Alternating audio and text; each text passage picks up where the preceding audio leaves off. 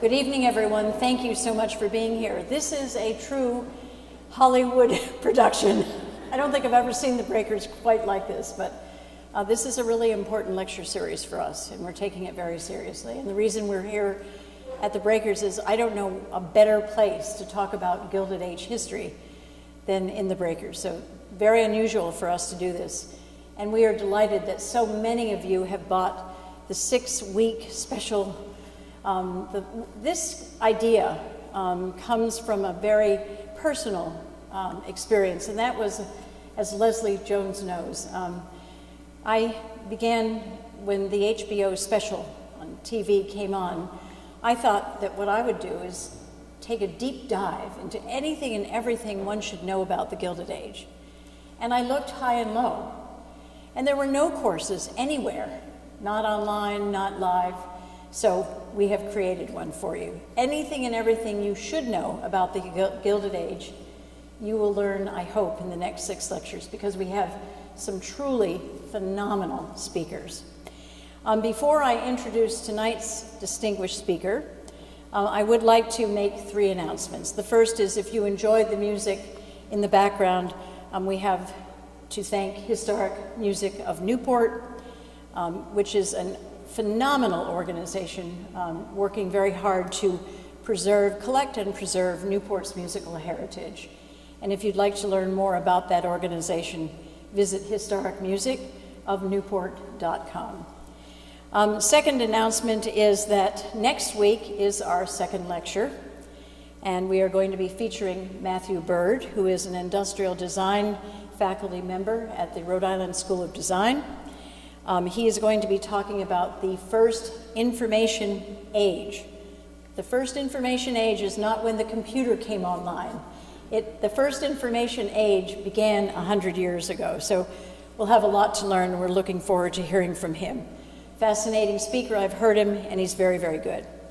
And then the third announcement that I'd like to make is I'd like to ask all of you to join me in welcoming a friend of ours, a man who serves on our International Council, who has come all the way from Mora, Sweden, Dr. Johan Sederlund, who is in the front row. Johan is the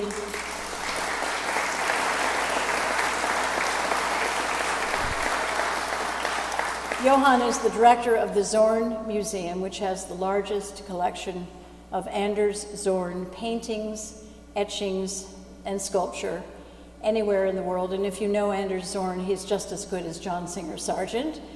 And he has a huge campus of medieval buildings that Zorn collected over the years. One of those buildings was built in the 1600s, and Johan believes it is the oldest wooden structure anywhere in the world. So he has a big job to perform. Johan is doing the East Coast tour of America, and he's been in Newport for the day, and he leaves tomorrow, so it's been great to see you. And now let me introduce Dr. Michael Patrick Cullinane.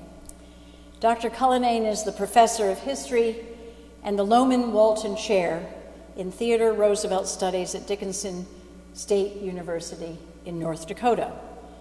He is an award-winning author, and after the lecture, we will have the chance to buy his book called Remembering Theodore Roosevelt, Reminiscences of His Contemporaries. And this is a real one-of-a-kind oral history project that highlights the role that Roosevelt played in important moments of American history earlier in this century. The book is going to be signed by Dr. Cullinane, and we're very glad that you brought it along. Besides his work as an author, Dr. Cullinane is also the host of a very popular podcast called The Gilded Age and Progressive Era. Remember it, it's a great, great podcast. And it's geared to all of us who are trying to learn more, and he does it in a simple, easy to understand history way, and I appreciate that so much, covering the 1870s through about 1920. He describes the podcast as something for students, teachers, researchers, history buffs, and anyone who wants to learn more about how our past connects us to the present. Tonight, Dr. Cullinane is going to be posing the question, are we living in a second Gilded Age? And with this question in mind, he's going to explore the transformative years of the late 19th and early 20th century. Really an incredible time. New innovation, urbanization, industrialization, social activism. That's what the Gilded Age is all about. So we're very excited to have him kick off this lecture series. We are encouraging all of you to ask questions. There is a mic, so please don't be shy. Step forward at the end of his lecture to ask any questions you like. And thank you so much for being with us. We hope to see you next week and the subsequent lectures in the future. Thanks. Dr. Cullinane. Thanks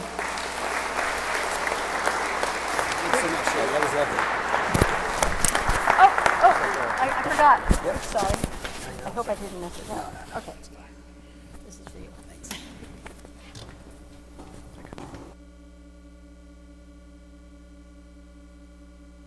Okay. Well, thank you. What an introduction. Thank you very much, Trudy.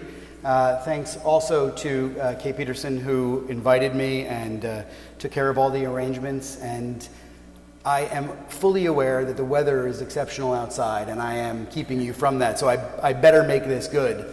And also, I'm the first in what Trudy has already described as an important and meaningful spring speaker series. And what I'm going to try and do today is introduce, in a sense, not only the Gilded Age as a time period and the concepts that all surround whether it is a period at all, but also introduce some of the speakers that are going to be regaling you with stories about this unique period. In fact, I met Nancy Unger only 2 weeks ago in Los Angeles. She'll be your last speaker.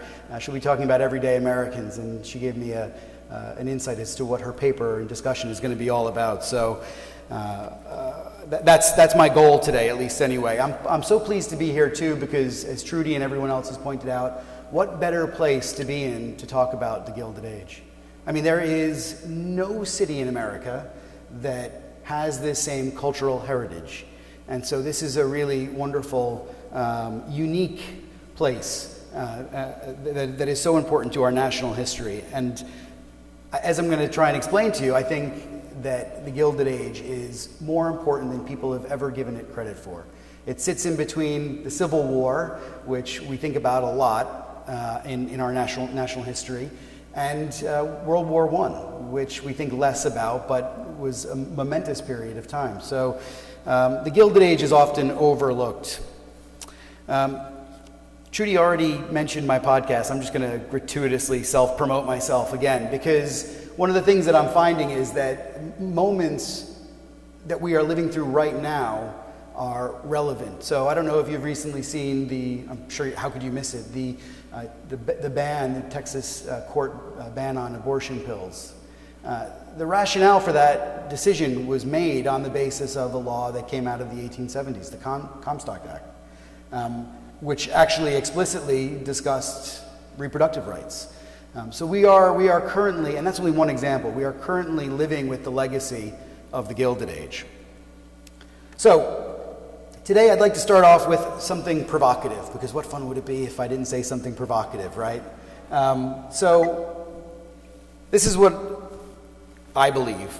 Global industrialization, including the industrialization of the United States, which happens in the late 19th and early 20th century, brought about more changes in our world than the previous 1,000 years.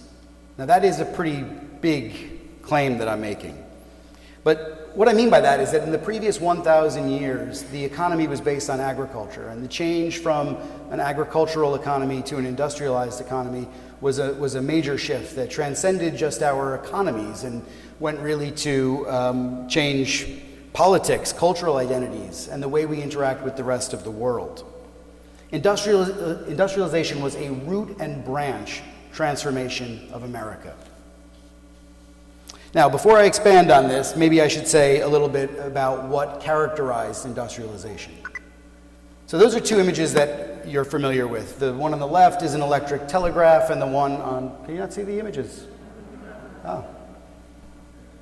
You can see me. You can already see me. You don't need to see any more of me. Let's see if we can get that fixed. Well, anyway, there's going to be a picture that comes up that is of a telegraph operator or engineer and a railroad. And the reason why they're there is because these two things, they shrunk time and space.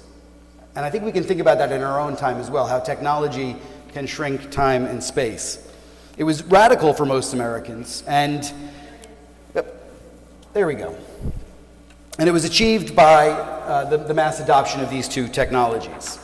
Rail travel and telegraphy, they did exist as commercial technologies before the Civil War. But it's really after the Civil War that they're adopted by all people, by the masses. And you can think about, well, I've often thought about the answering machine. When we first got an answering machine in our house, we were like the last people to get the answering machine. And, people that had a lot of money had answering machines before we did. And that's just the way technology works. And the railroad and the telegraph operate in exactly the same way. I don't think we need to dwell too much on this. I think you know what these technologies do to transform time and space. The railroad cuts travel time across the continent from roughly 6 weeks to 3 to 4 days to go from New York to San Francisco. And if we put that into context for our own times, it takes about 24 hours to get to Australia from New York. It would be like getting to Australia in a half an hour. That's how momentous the change is in terms of time and space. And the telegraph, of course, allows people to communicate within seconds, at the speed of light, so to speak. So I'd also like to bring up the idea of time itself as well, because time is invented in the Gilded Age. I mean, there's always been time, of course, but measurable time. Time as we experience it nowadays on our watches comes about in the Gilded Age. It comes with the advent of the railroad in the 19th century. Before then, people didn't have watches because it didn't matter. They lived on their own timetable. But now with the railroad, the timetable was the railroad's timetable. And when it came into town, you had to be there at that time to get on or off the railroad. So hence time is created in the Gilded Age. The other major change is the introduction of the factory system and the mass production of goods. The factory system is responsible for everything. I mean, we think of it initially as the manufacturing of large industrial products like steel or coal.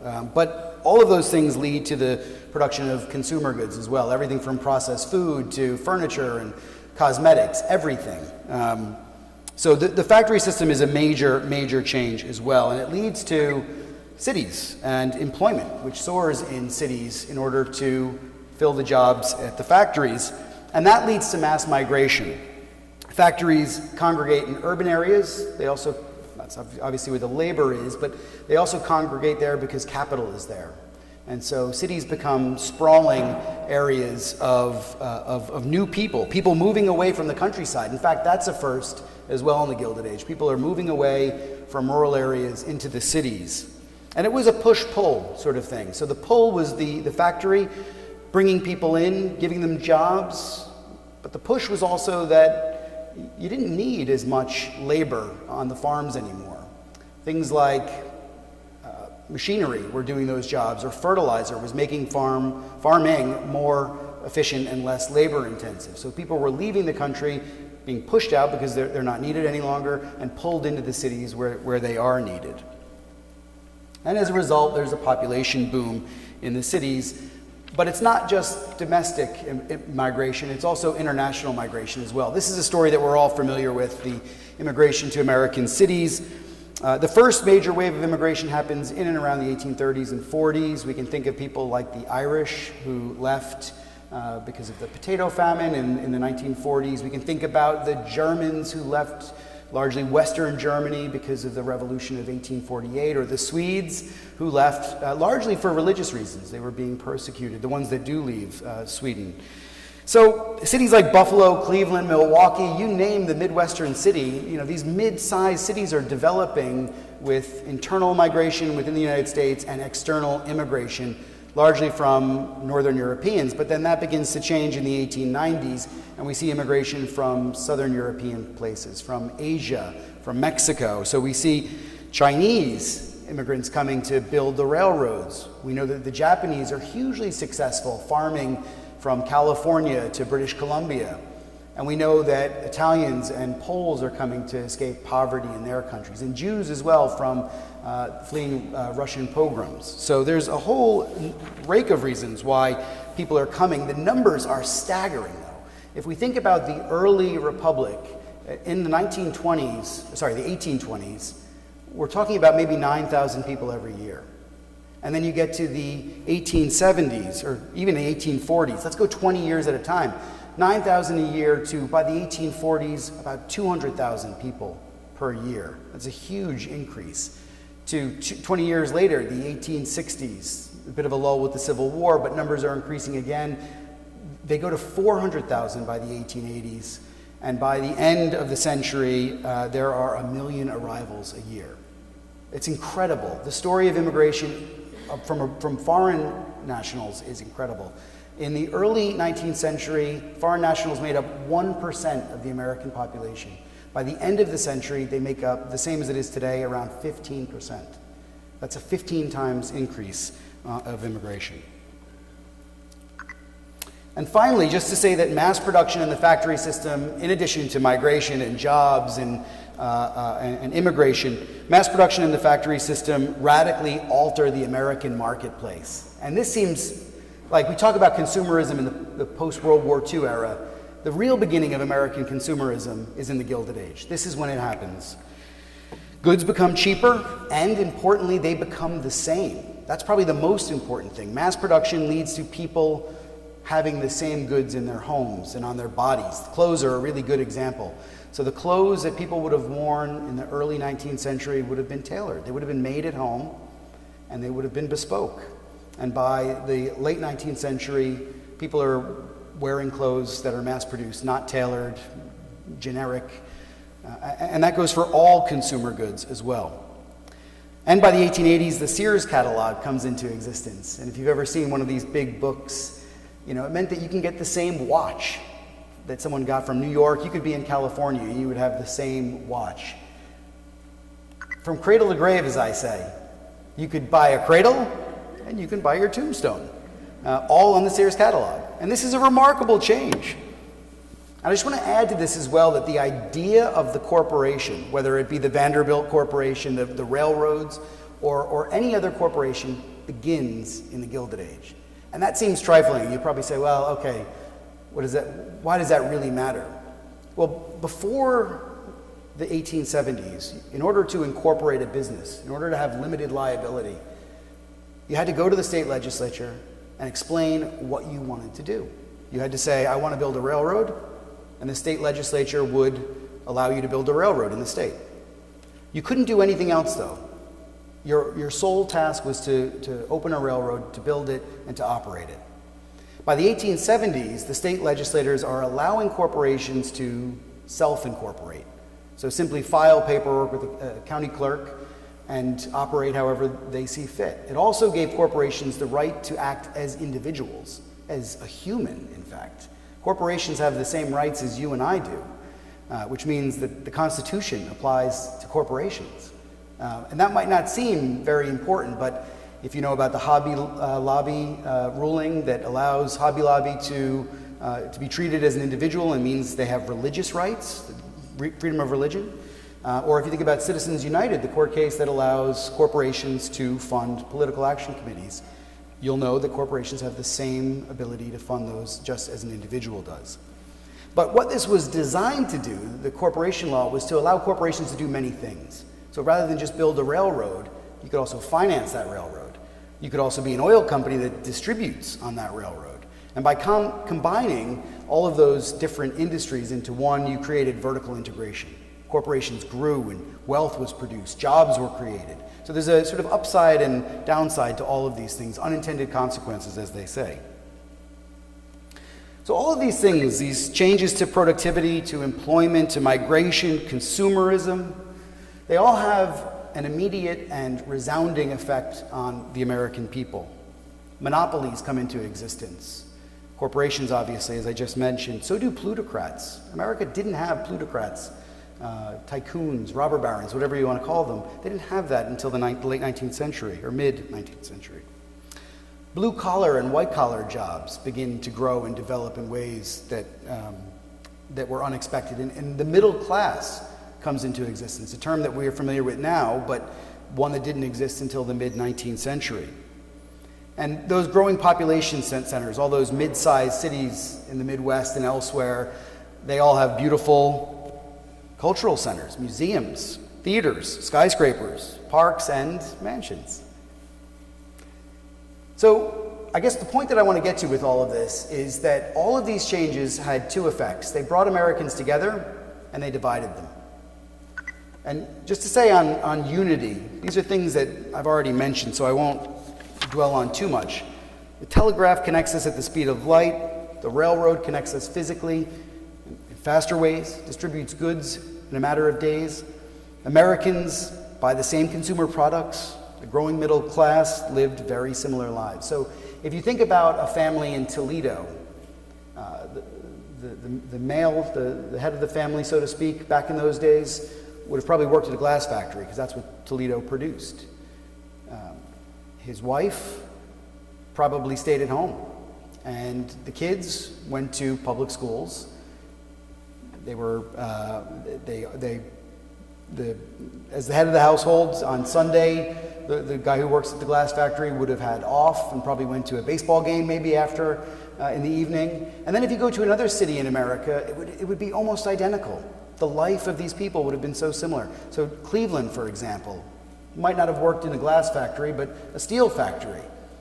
His wife would have stayed at home, kids would have gone to school, the textbooks the kids had probably would have been the same textbooks, and they probably would have had the same leisure activities. And they might have even visited some of the same events, like the 1893 World's Fair in Chicago. They might have even gone on the same train line to get there. Life was becoming very similar for Americans, and that brought us together in all of those ways, in how we experience everyday life. I think that's a remarkable thing. Not least because in the 19th century, that wasn't the case at all. But unity is not fun. Division is fun. So let's talk about how we were divided. There's a number of ways here. The gap between the top 1% in the United States and everybody else was absolutely yawning. But familiar, probably, to us today, actually. Plutocrats, of course, resisted paying their employees more, resisted better working conditions. That, we know, led to the growth of the trade union movement in America, and it led to violent industrial action in many American cities, by both employers and by employees. In fact, there's a couple of great episodes on the podcast about the things that employers did to try and evade unionization of their industries. There's one case where an employer's group took the employees, stole them, kidnapped them, and took them to Honduras and just left them there to find their way back.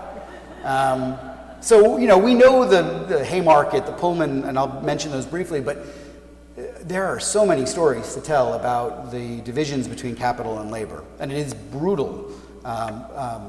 Even the most minor episodes would have been transformative for those people that were living through those events.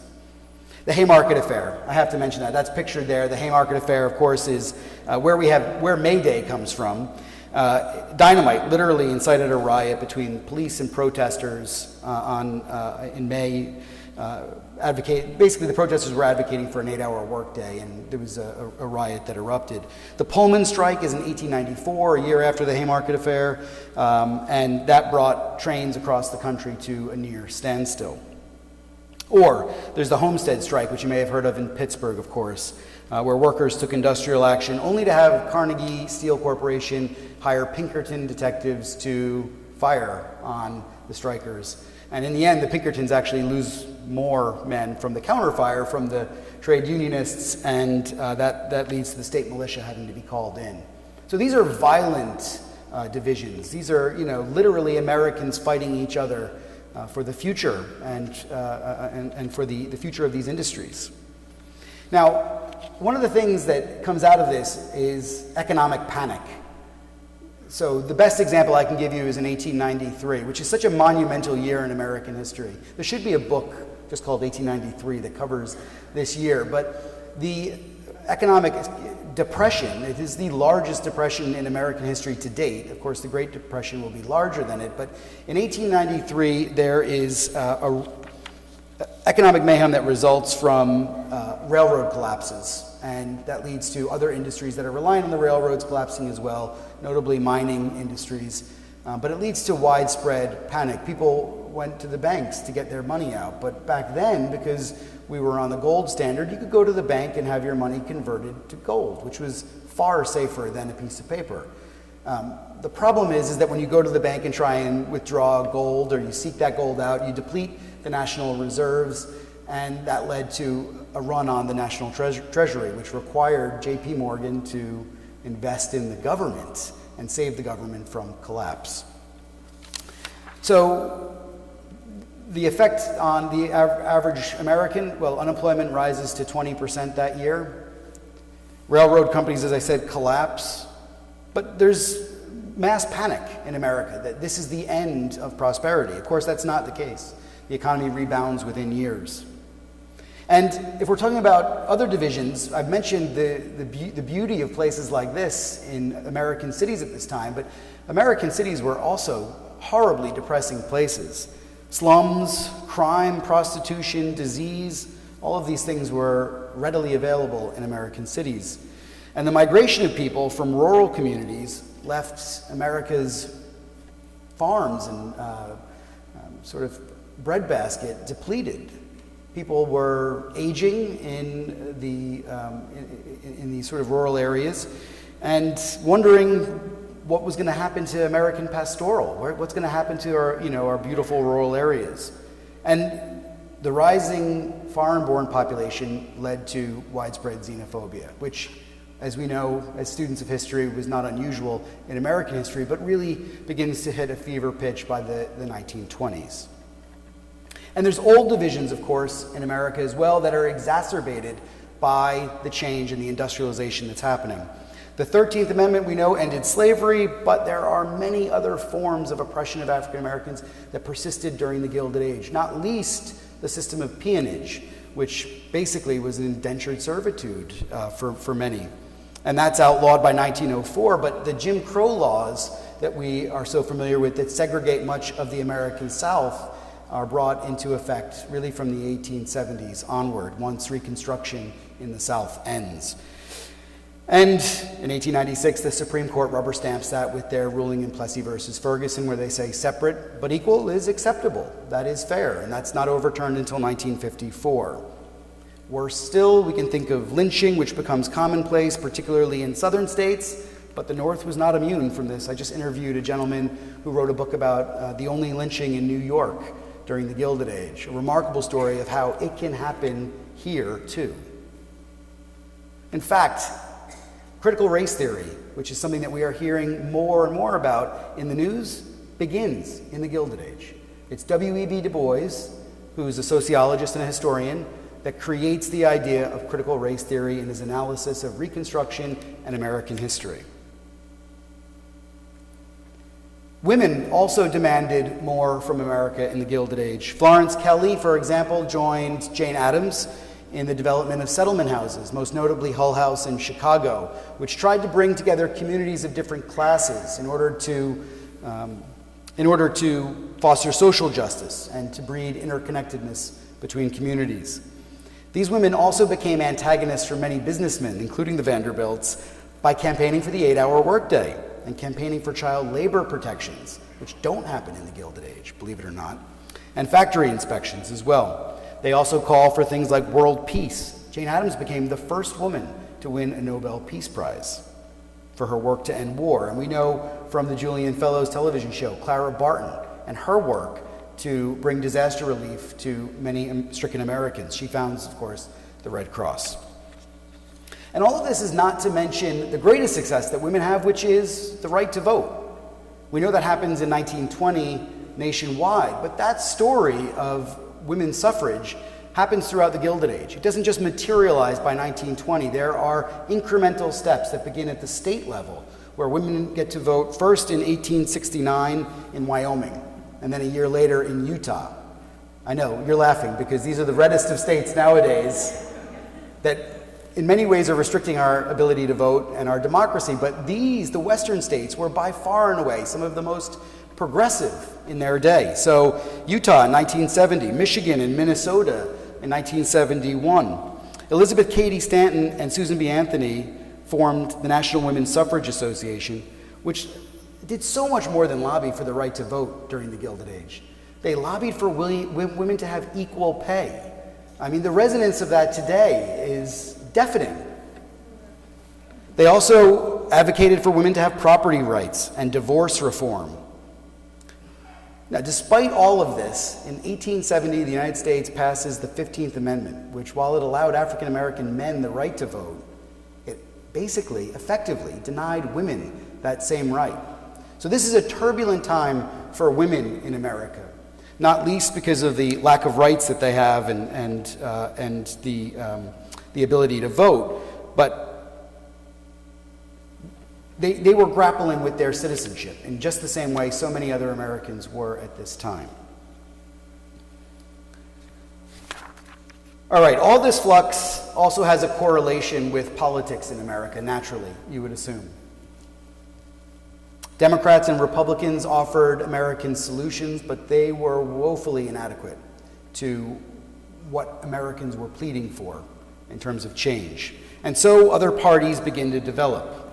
You may have heard of the People's Party or the Populist Party, not to be confused with populists today. Lowercase p, populists today are people that campaign trading on our emotions and trying to win votes by dividing us. But populists, or the People's Party, in the 1860s and 70s, started in Texas. They were quite socialistic, really, in their ways. And they come out of farming communities. There's also the Progressive Party, which will begin in 1912 and have a long legacy into the 20th century. They push for government-led social welfare initiatives. There's also the Silver Republicans. I imagine many of you might not have heard of them, but they're really successful. They have 4 or 5 U.S. senators in Congress and a number of congresspeople as well. They come from Western states, and they advocate for silver coinage. And they are, Western states are rich with silver in this period, so that's where they come from. There's the Prohibition Party. We know that they got what they wanted, unfortunately, I would say. The Communist and Socialist Party, they come about in the Gilded Age too, and we know that they don't get what they wanted. Most of these parties folded back into the Democratic or Republican Party over the years in some way or another. But what they did was that they transformed the Democrat and Republican parties. That's why Dinesh D'Souza can talk about this stuff, because the Democratic and Republican parties have never been the same. Party systems change, and it's actually these parties that are developing in the Gilded Age that lead to so many of the familiar tropes that we know today in politics. And what I think is that politics today is not dissimilar because people were voting based on identity back then, just as they do now. If you lived in the West, you voted for parties that represented your interests as a Westerner. If you were an African American, you almost certainly voted for the Republicans because the Democrats, especially Democrats in the South, did not represent your interests. And if you were a hyphenated American, an Irish American, a German American, a Swedish American, then you had your communities and your politicians that were advocating and playing patronage for you as well. You had boosters. Politics in the Gilded Age was, as it is today, an us versus them proposition. Now, does that sound familiar? Okay, that was my hope. If it doesn't, and you're still kind of like scratching your head, oh, I don't know what this guy's talking about, the other speakers in this series will be going in greater depth onto all of these things. As Trudy mentioned, the information age. I mentioned Nancy Unger. She's, of course, going to talk about the everyday Americans. TJ Stiles is going to regale you with stories of American politics, and he's the expert. Trust him. And the others as well, whether it's architecture or culture. It's going to be a really great series, and will bring you, I think, into touch with the past, and you'll be able to understand why history is important, why the humanities are important, because we are living them today. The second reason I ask is to prompt conversation. I said to Kate and to Trudy that I welcome questions today about any of this, because I think that history is a conversation. It's a conversation we're having actively in our country today. And one of the questions I have is, are the changes today as dramatic as they were 150 years ago. I think this could be as provocative an idea as the first one. The first thing that I posed to you is that we are living through a change that the Gilded Age is a period of change that was as monumental as the previous 1,000 years before it. And my question to you is, are we living through a period of change that is as monumental as it was 150 years ago? On the matter of time and space, I think we are. Personal computing, the internet, I don't know how many of you have tried ChatGPT, but artificial intelligence, these things are radically transforming how we live our lives. I can tell you that I can no longer assign essay questions in the classroom.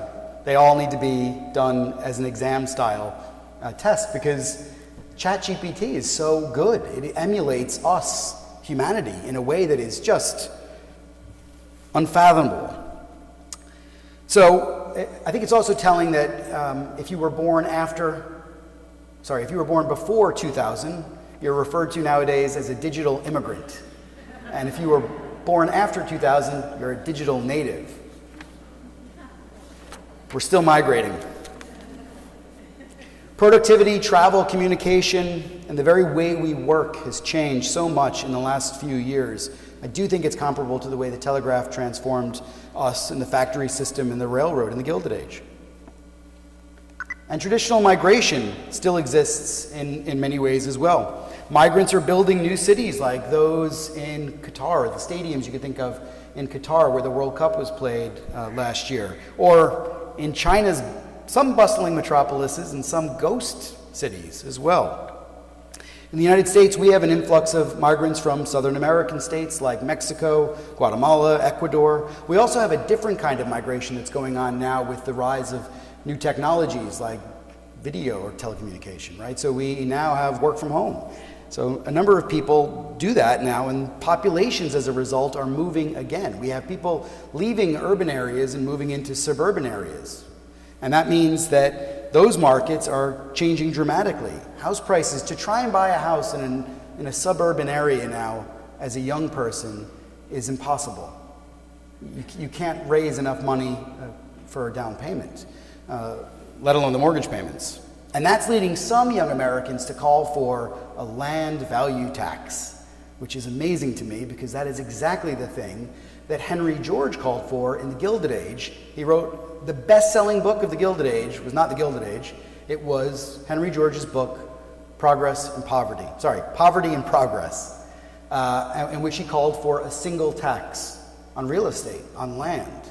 And that tax on land would be enough to fund everything that the government would need to spend on. And that's what young people today are calling on as well, on a land value tax. The gentrification of cities like New York and Chicago, which began really decades ago, is transforming the way neighborhoods in these cities look today. I don't know how often, I haven't been to Providence recently, but I've been to New York recently. If you walk down Broadway, there are commercial real estate buildings that are boarded up, down Broadway and Fifth Avenue. These cities are changing dramatically. They're changing in ways that I think during the Gilded Age there was equal changes as well. And income inequalities are changing drastically. I mean, this is something that we are really hearkening back to the Gilded Age. So this is a figure that I want to leave you with. The top 1% of earners, the share that they had of all of the capital in the world, in the United States, declined from the peak in 1929 when Wall Street crashes, declines for 70 years until the 1990s. That means that the share that the top 1% had was getting smaller and smaller and smaller until about the 1990s, when that changes. And the share of the 1% again begins to grow and grow and grow. So that to me is remarkable, that despite two massive recessions in 2001 and 2008, the share of the top 1% has continued to grow. The only other time in American history that happened was the Gilded Age, with robber barons and tycoons. Now, what has this done to American politics? You know the answer to this one. I wish I could be here for TJ's talk on American politics. I'm sure it will be spectacular. And TJ has some very strong views about American politics. I'm going to stay away from that third rail of the subway and just say that industrial capitalism in America has a counterbalance, and that counterbalance is democracy. If we think about what democracy is in its most basic form, it is one person, one vote. Right? Capitalism isn't that thing. Capitalism is you accrue more profits, you become powerful. The more profit you have, the more money you have, the more powerful you are. The counterbalance to that has always been one person, one vote. That's what makes the system work. Money in politics is not new, but the entire purpose of American democracy is to preserve equality. In the Gilded Age, the growth of the nouveau riche corrupted American democracy and threatened it in a number of ways. We can think about the adulteration of consumer goods for the sake of profit. We can think of industrial disasters which happened for the sake of profit. We might think of labor or children's labor that went on for the sake of profit. And we might even think about American colonialism in the Philippines and Puerto Rico and Guam for the sake of profit. It took sustained democratic action and activism to regulate business, to curb the excesses of industrial capitalism and imperialism. And that is the promise of democracy, equality. That is the number one promise. So I think that's important. The peril of democracy is that it can be hijacked. The Gilded Age had its fair share of political hucksters, promising to be the voice of the people or a warrior for their class. And for those that had been wronged or betrayed, politicians in the Gilded Age offered retribution. Now, I use that word specifically, retribution. I don't know if you've recently watched the CPAC event. Donald Trump was the only candidate that was there, but that is what Donald Trump offered, retribution for those that had been wronged. Now, the counter to that is something that Theodore Roosevelt said in 1910. He warned us to ignore anyone who expresses contempt or is hostile to other citizens of our republic. Beware the demagogue, he said, who breeds factions among us. Now here's my hot take for what it's worth to finish all this up and bring it together. It took thousands of years for civilization to industrialize, to move away from agriculture as a primary trade. That's a long time. And yet here we are today, 150 years after the Gilded Age, and we're now thinking maybe we're at another turning point. And I want to date this to 1995. How far we've come. 1995, it's not my year. I should credit great historian Joseph Campbell, who said that this is the year the future began. This is when the internet comes of age. I know 94, 95 was when I had my AOL hard disk. I popped into my computer and suddenly it was all cyberspace, right? It's also the year when we grappled with domestic terrorism in a serious way with the Oklahoma City bombing. It's also the year when another presidential scandal will lead to another impeachment. It's also the year when cell phones become popular and reality television begins with the O.J. Simpson trial. So if we take this year as a turning point, or thereabouts, plus or minus 5 years, maybe even plus or minus 10 years, we can say it took nearly 100 to 150 years for another tectonic global shift in our life, in our culture, in our country, in our economy, in our socio-political status quo, in the same way that there was a tectonic shift in all of that in the Gilded Age. Now, the thing that scares me is that it took 1,000 years to get from the agricultural revolution to the industrial revolution. It has now only taken about 100 or 150 years to get from industrial to the information age, if we want to call it that. So change is happening so much faster. Information is traded with speed. People are moving around so much faster. I got here. I came from Ireland, not as far as Sweden, but far enough, and that's a remarkable thing. Being in the midst of all this change, it can be hard to see that it's happening. It's hard to know. Are we living through a remarkable period of change, or is this similar? Well, I can say faithfully that we're not in a second Gilded Age. Okay? But that's only because of this quote. Mark Twain says that history doesn't repeat itself, but sometimes it rhymes. I think that's fair enough. Twain also offers us some really useful lessons about the Gilded Age. You'll almost certainly know that Twain and his friend Charles Dudley Warner wrote that book, The Gilded Age, A Tale of Today. It's not my favorite book by Mark Twain. I don't know if you've read it or not. I don't think you have to read it. It's not a very good book.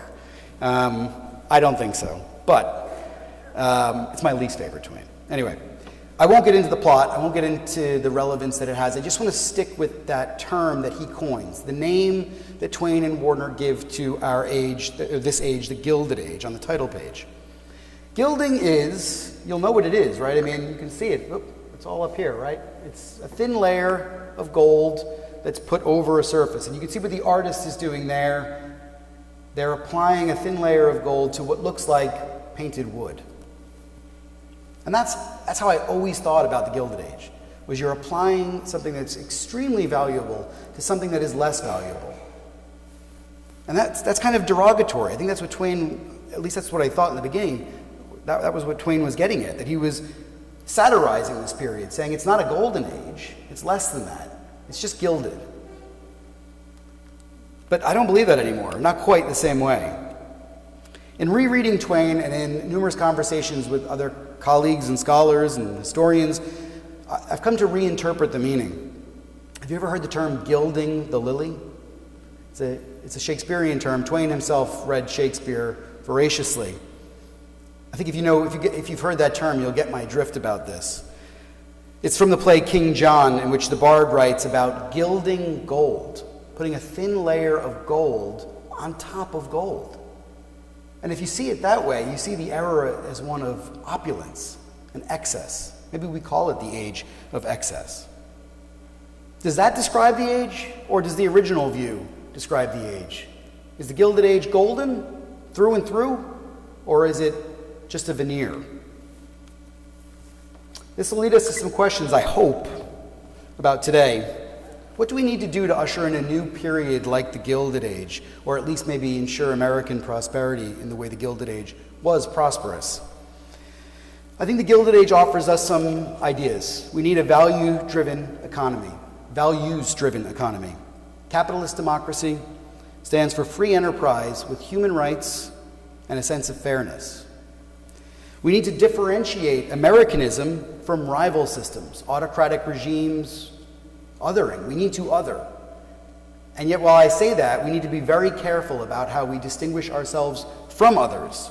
As Barack Obama and Martin Luther King said, the arch of social justice bends towards righteousness. We need to be aware of the others and how we are like them, because to them we are others.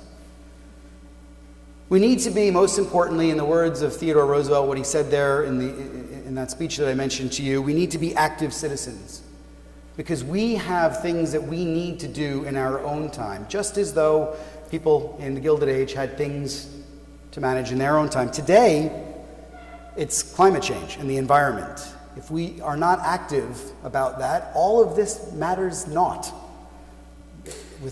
With the destruction of the planet comes the destruction of everything else. So perhaps that's our big goal. And armed with this knowledge, how do we think about our own time? Is it rotten and covered with another substance that's just covering up the warts and all? Or is it a golden age of sorts?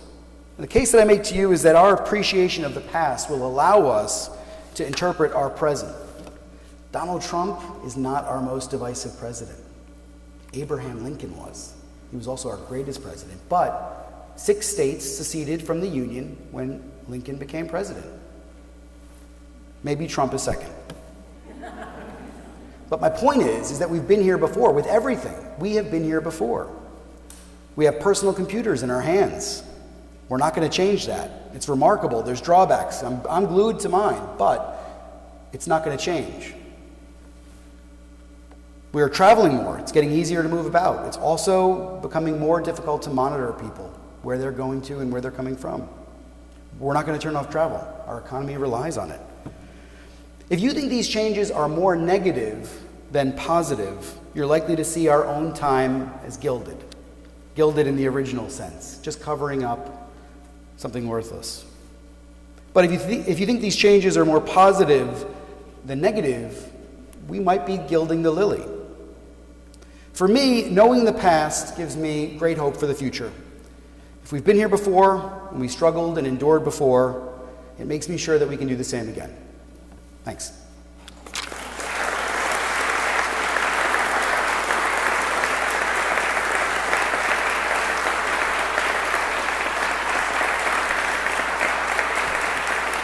Time for questions, yeah?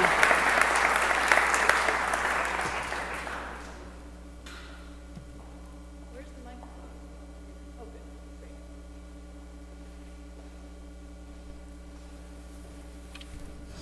Well, thank you, Professor. Thank you for sharing the history lesson with us, which I think we've all learned a lot of, and the passion you have for the topic. Myself, working for the Preservation Society, you've given me more ammunition for when the guests arrive, and they always want to know about the Gilded Age. We're going to be able to give them a lot more than they counted on. But my question to you is, and I'm a little curious, what was it that inspired you to create the popular podcast that you have? Oh, thanks. It's a personal question. I was telling Kate about this when we were doing the sound check, but, or actually it was Gabe. So I was bored. So the pandemic, this is a result of the pandemic. So I mentioned that I live in Ireland for part of the year, and when the pandemic hit, I couldn't travel anymore, and the four walls were just, I'm sure all of you felt the same way, that they were just closing in, and I didn't get to meet friends and colleagues, and so I started Zooming people and asking them if they would speak, and you'd be amazed, Pulitzer Prize winning authors will just talk to you. So the podcast was started as a means of connecting the past to the present, much in the same way that I've talked about today. I'm fascinated by how I'll just say this, everyone in this room, I believe, is an agent in creating history. How you see it is critically important to how it's made. It's not the past. So the past is something that cannot be retrieved. History is what we're making up. And feel free to say that I'm interpreting the past in a way that you don't believe, because you are an agent of the past, or of history. So a lot of it was around this idea that I wanted actively to share the Gilded Age and the Progressive Era, because I think they're combined in one, with broader audiences. And it just so happens that Julian Fellows had a television show that helped boost the numbers and listenership. So I was very lucky to have that outlet during the pandemic.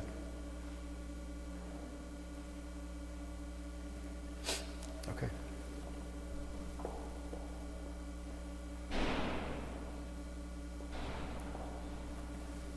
was a wonderful history lesson. Thank you very much. I'm just puzzled, and have been since I got to this job, as to why this era of history, with all of the transformative actions that occurred, has been completely underappreciated and not understood by Americans or people in the rest of the world. How could these 30 or 40 or 50 years of incredible change, only now is it coming into the fore? I don't understand that.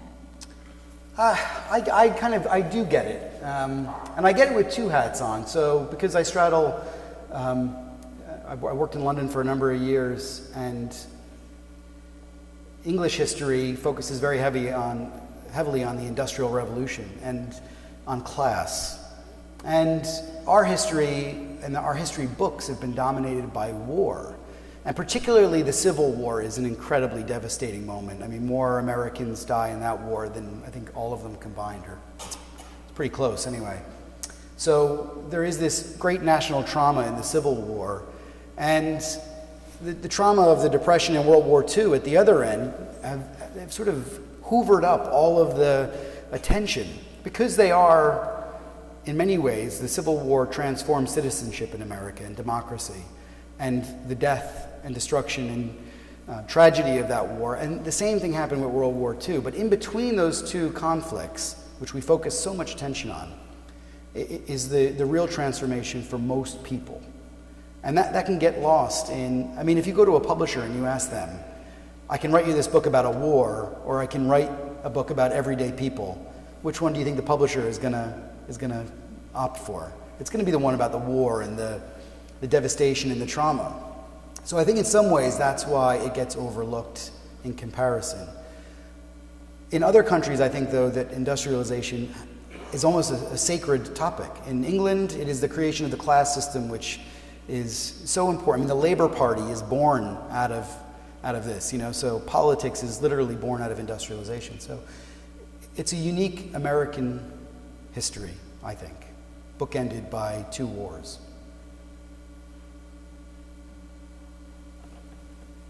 That was awesome stuff. Thank you. When you talk about the information age and how great it is and how far it's come and all that kind of stuff, is it also possible right now we're going through a devolution of it if people only insist on getting their news from where they want to get their news and even the internet, all this information is out there, yet everyone's watching whatever news channel they hear from them and is not talking to the other party. So is that a fear of yours? Is that something, how do we overcome that? I mean, yeah, I couldn't have said it any better. I mean, I think all of these things are two-sided, or maybe even multifaceted, but yeah, the media has gotten more democratic for producers. For the audience, it's become more streamlined. So you listen to what you want to listen to, the echo chambers that, you know, you can read about in the press, but in the same breath, it's made everyone a content creator, which is liberating and democratic in many ways. So I see it on both sides. I think if I wanted to do broadcasting 50 years ago, I couldn't have done it out of my office, my home office. So that's what I mean about it becoming more democratic. In the same breath, are the people that should be listening to my podcast listening to it? I don't know. I mean, probably I'd like more people to listen to it. So, but my point is that I take the good with the bad. That yes, there's no doubt that we are becoming more narrow in our listening, or our reading, or our watching. But in the same breath, there is so much more content, infinite content, really, for us. We can't watch it all or listen to it all. That's how democratic it's gotten. That's a great question. Very good speaker. Along the same lines, what would you say was the golden age of education, and where do you think education is going today? Because I think the only way we're going to get out of this is education. Yes, wow. I don't think I've given that enough thought, and I work in higher education, so. The golden age of education, it's hard to say. What I will say is, for those of you reading the headlines about critical race theory or textbooks and the controversies in Florida, Texas, actually those controversies aren't new. In the 1910s and 1920s, there was a whole range of controversies over textbooks that were being written with a pro-British slant, they were saying, some people. So that's always been a battleground for identity, because the textbooks go into the hands of our children and they become what they know of the past. And actually, as a university professor, I can tell you that those ideas, they don't unravel, even in university. I told a number of students recently that I was going to convince them that they were all feminists in North Dakota. And they didn't believe me. And I'm sure most of them didn't believe me after the class was over either. So myths and traditions are hard to shake. Education is our best route to getting to truth, but it's I don't have the answer to how that changes. Just to say that actually we're still grappling with the same problems that would have been around 100 years ago.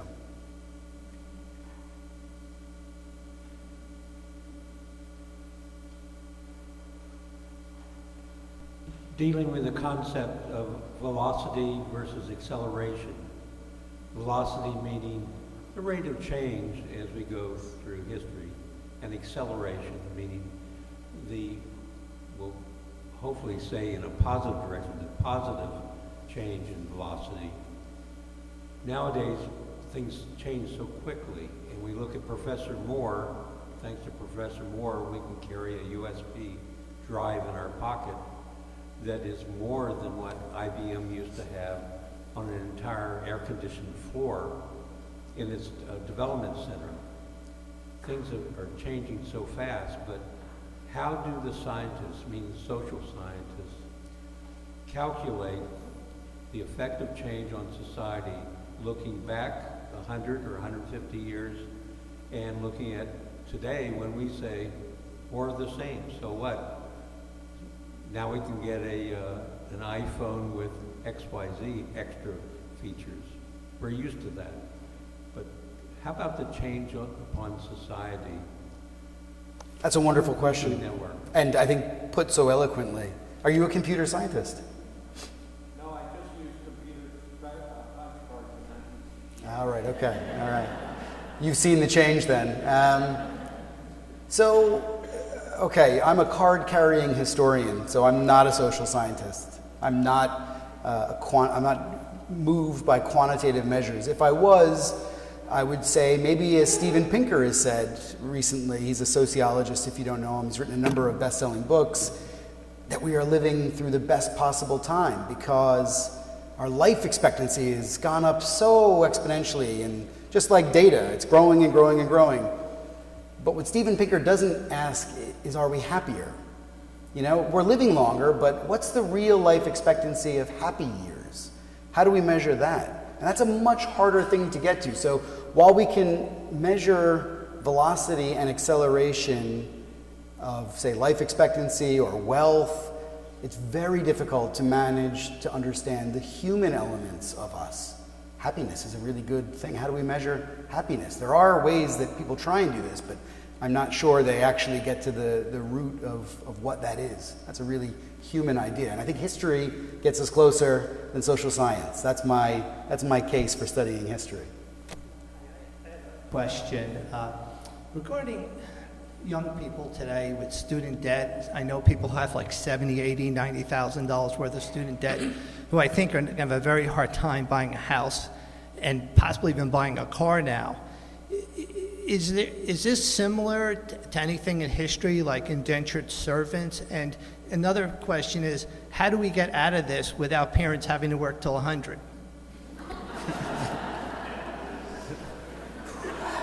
I need like a red phone on the desk to call the president and be like, actually he's in Ireland, so maybe I can get some family to reach him, but I don't have the answer to that. I mean, in terms of what history can tell us about where we've come from, where we've been, whether we've had this much debt. We've had this much debt before on a inflation-adjusted basis. This is not an age of, although the newspapers and the television will tell you that the debt is larger. I mean, we spent more during World War II than we're spending now. Yeah, for young people as well. Young people have taken on a huge amount of debt, and the numbers seem astronomical to us. I took on $75,000 worth of college debt, but I don't think that's the same necessarily as the comparison to other times. Young people are going to university now in numbers that are unheard of in the Gilded Age. I mean, we're talking about 5,000 times the number of people going. So it's a different time. We value education differently than we did back then. In terms of national debt, I don't have the answer off the top of my head, but I know that we've been through periods of national debt that are graver than they are right now.